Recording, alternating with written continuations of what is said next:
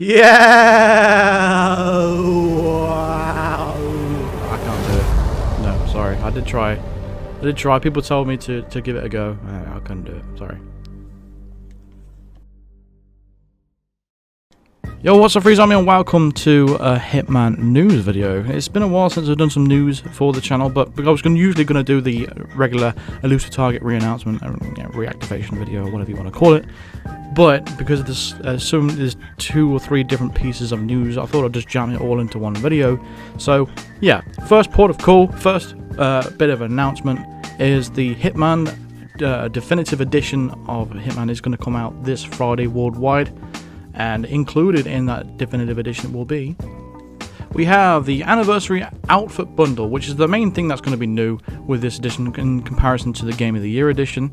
So there's 3 new outfits inspired by IO Interactive Games, Freedom Fighters, Kano Lynch, and Mini Ninjas.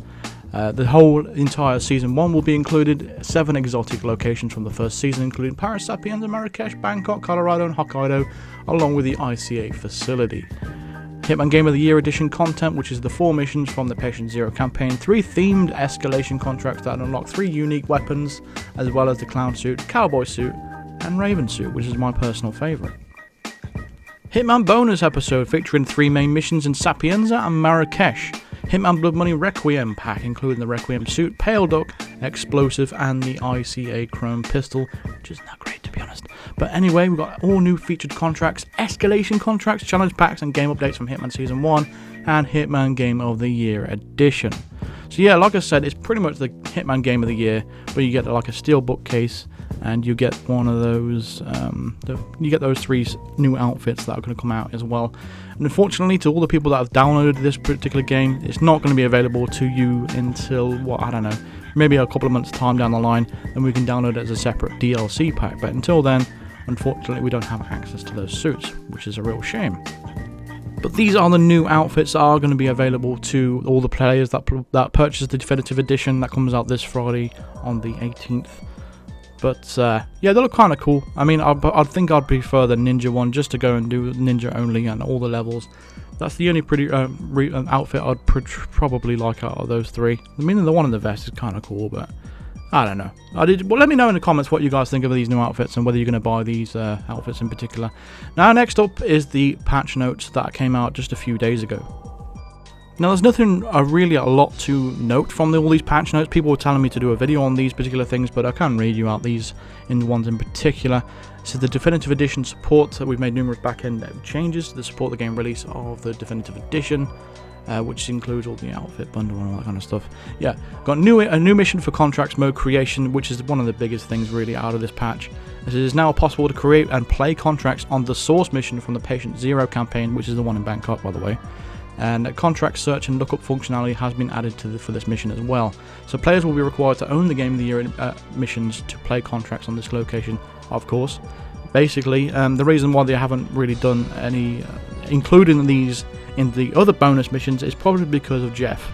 If you don't know who Jeff is, I'll leave a link just above my head. Well, not above my head, but at the top of this video here, a link to the video of that particular Easter egg of Jeff. Yeah.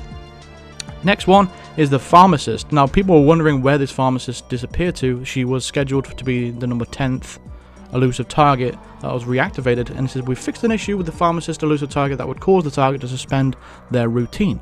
This target is now back in rotation for the reactivated elusive targets. I'm guessing that will probably be the first elusive target next month.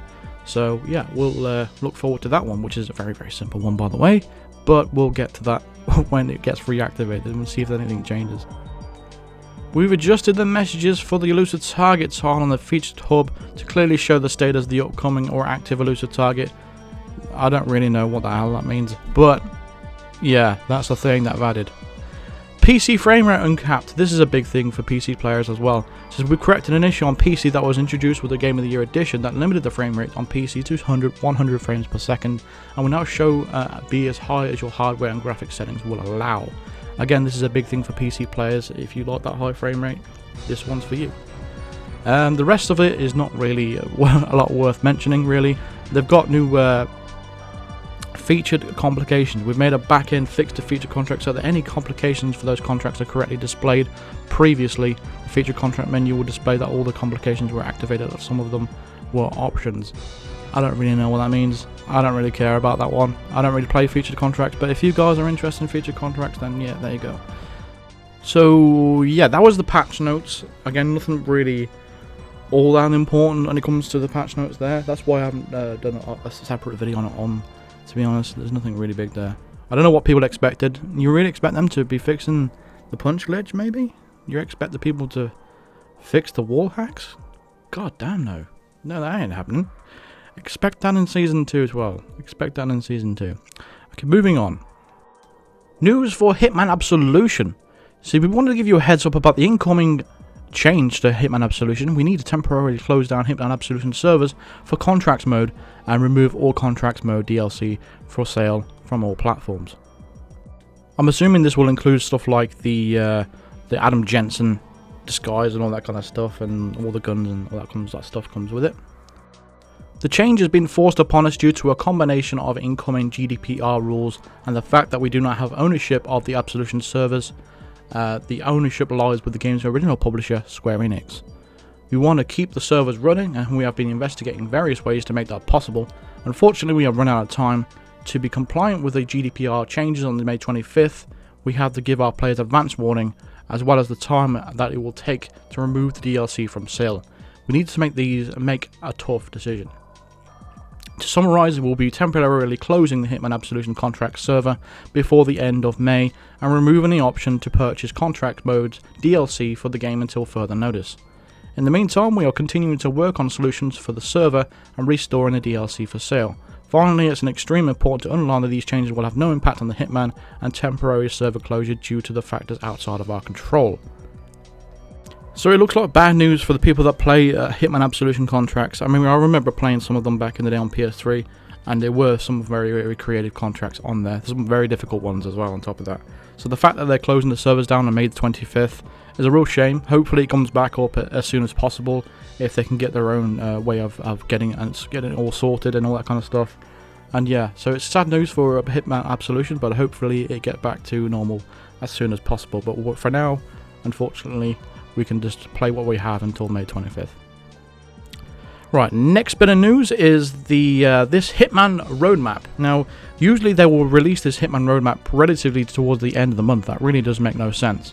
So it would be best for them to be releasing it at the start of the month so they can get the information out there as soon as possible, because what's the point of telling you at the end of the month when everything's already out? That's what my opinion has always been. They used to release it at the start of the month, but they changed their mind and started releasing it after all the content's already out, which makes no sense. So they're going to start to put out this roadmap at the start, so I can tell you guys in advance of what's happening in the following month. So for then, what's coming up this month so far is obviously the reactivated Elusive Target. We've already had the Ex-Dictator. He's gone now, so hopefully everyone got a silent assassin on that, as well as many of you as possible, that is. And the next Elusive Target is going to be the Chef. He's going to be available this Friday on May the 18th, just in a couple of days' time. He is going to be in Paris. He's another very easy Elusive Target to take care of. I think all you need is some poison or something like that. Maybe bring some breach charges or something like that to get prepared. I don't know. I mean, I've got an old method. I'm going to try it out, see if it still works. Got to do a few things to explain a few different things as well. Because I know some people made a mistake in the old one, so I'll check it out and see what needs changing. As regards to anything else, you've got 10 new created contracts chosen by Eula13, and they were available to play on the May the 11th. They're already out, so if you're want to check those out, go ahead and do that. He's a very well-known player in the community. I've known him for a couple of years now. I don't know him personally, I haven't spoken to him much, but yeah, good guy. Go check out some of his contracts. I'm sure they'll be pretty good. Also, 10 new featured contracts chosen by the development team, available on May 25th. Again, I might even do a stream on this on May 25th to check out the new contracts. Let me know in the comments if you want to see that. I wouldn't mind doing another Hitman live stream. It's been a while actually, so I might do that. So yeah, that's pretty much going to do it for this entire video really. Hopefully you've enjoyed it, hopefully you've learnt some things, and yeah, thank you very much for watching. Make sure you are subscribed if you are new to the channel, by the way, to stay notified of all my videos. Make sure you hit that bell, because the YouTube tell you to hit... You subscribe to our channel, you expect to get notified of all videos, and you don't. So you have to hit the stupid bell now to get notified of all the videos and live streams and stuff like that. So yeah, if you want to get notified of all my videos, and whenever I go live, make sure you hit that bell icon, and yeah, drop a like on the video if you did like the video and enjoyed it. And then I'll see you guys in the next video, which is tomorrow. I've got something a little bit different to my regular Hitman videos coming out tomorrow, so you want to be subscribed for that. Friday we've got the Elusive Target. Saturday I've got another Hitman FYI, so planning to get subscribed for. And yeah, so I'll see you guys then. Thank you very much for watching. Thank you very much for listening, rather. Cheers. I will